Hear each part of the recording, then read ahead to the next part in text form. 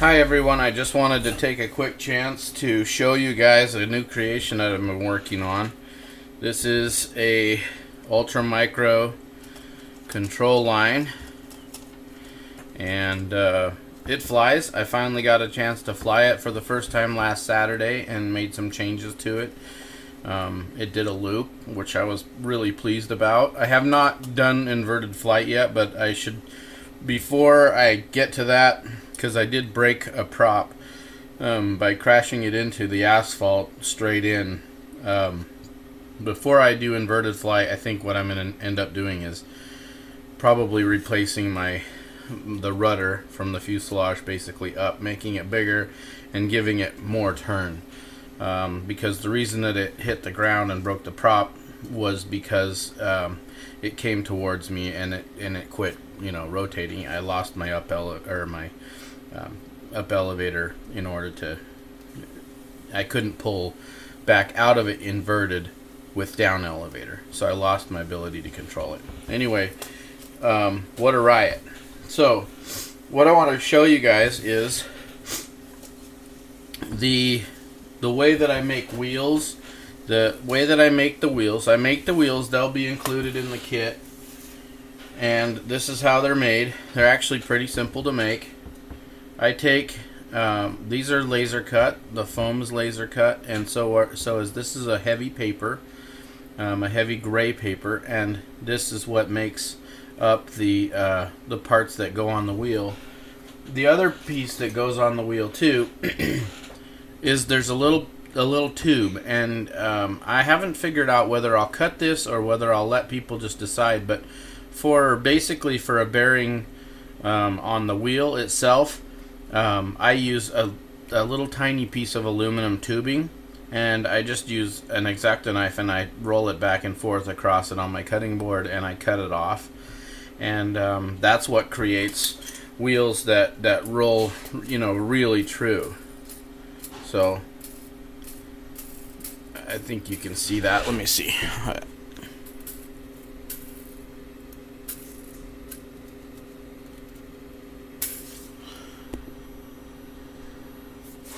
There, we'll get it to focus on it. But they're really easy to make. You put both papers on both sides of the rubber, and then they slide over the little aluminum tube. Get it to focus again. They slide over the aluminum tube, and then I use thin CA, and I just put a couple of drops on it, and it literally wicks around the entire thing and then seals it down. Too much kind of looks ugly. I've done that a few times, and so that becomes a real issue. So anyway, I can show you this up close too. You can see through it. Okay. Alright, the other thing I wanted to share with you too is the timer. Let me see if I can get a good shot of the timer. There we go. So the timer is a little tiny 1 centimeter by 1 centimeter circuit that I found. There's a little potentiometer right there on that corner. I have to desolder. I had to desolder. It was hard to solder on this thing because it's so tiny, but I was able to get it done. But the hardest part was desoldering a 4-pronged clip, a 4-pronged plug that was on here. And then, putting the wires back on was actually not that big of a deal. So, anyway, right here is a momentary switch. This is the trigger that starts it. It uses a falling trigger and a falling voltage trigger and starts it up. Then the timer runs. I have it set so it runs for about a minute. It runs for a minute and then it shuts off. So it runs full power. Anyway, this motor right here, this motor is a 7mm by 20mm Hubsan motor, and it came from my son's quadcopter. he broke one of the motors, and I've taken 2 motors off, and I'll show you what I used the other motor for. I ordered a new set of motors, so I feel okay about taking them all out, and he'll get to fly his quadcopter again, but it was actually relatively easy to take out and easy to use, and I'm surprised at how powerful the motors are.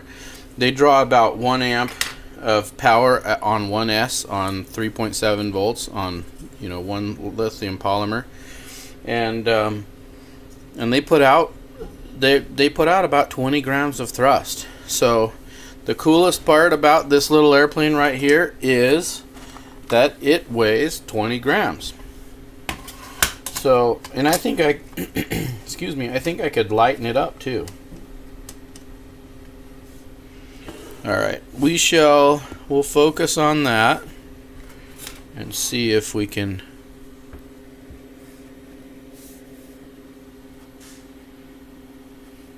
I'm going to turn off this light right here. And that's not trying to find a spot where, okay, there we go. Alright, there's that. Oops.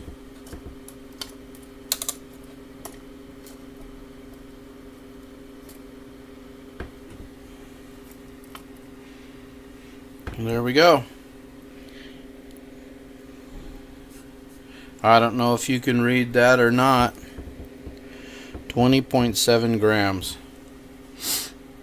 That is its all up weight. So it has about 1-to-1 power to weight ratio. And I think with control line it would actually be better if it had about 1.5 thrust to weight ratio. But hey, this is an ultra micro, and I'm just surprised that it flies as well as it does anyway. It's quite a riot. One of the things that I ended up needing to do was I changed the I'm going to turn the light back on. I have a little LED ring light. I changed the bell crank from this to this, and I haven't put it in the airplane yet. And that should make it so that it's less touchy. It was kind of squirrely a little bit, and you'll see that on the flights. It was kind of a riot. Up and down it went, and that's possibly also because it doesn't have enough right rudder in order to try and turn out of the circle. You can see that it isn't very much. So I think I'm going to replace the rudder and then give it more right rudder and see if that helps it. Actually, I think it will help it quite a bit because it will try and keep that line tighter. Okay, the battery that it runs on is just a little 160 milliamp hour 1S. These are my favorite little batteries. They're tough to get nowadays. Alright, here's the other thing that I have the other timer on. And we'll focus on it again. There's the same timer. Same momentary switch. And this is what I use on the Ultra Micro Gen 80 glider. You should go on YouTube, look in my other videos, and you'll see flights of it. It's fabulous. This works very well at taking it up in the air. I built the power pod so that it has a mount, so that it looks like it's got a tank. And here's the laser layout for that right here, so that it goes, all of these pieces go together to form basically the tank in the front. It's actually pretty simple. I'll probably do a construction build video on that at some point soon, and this will be a accessory type kit that I'll sell that will go with the little glider series that I'm working on. Okay, anyway, just excited to share this with you guys. Here's part of the laser layout that I've come up with for the little Ringmaster, and there will be more, because that has been a really fun project. I started this probably a couple weeks ago at the most, and it's turned out fabulous. So I'm pretty excited about it. Anyway, thanks a lot for watching, and keep an eye out for more videos, because I'm always working on something. Alright guys, thanks. Have a great day.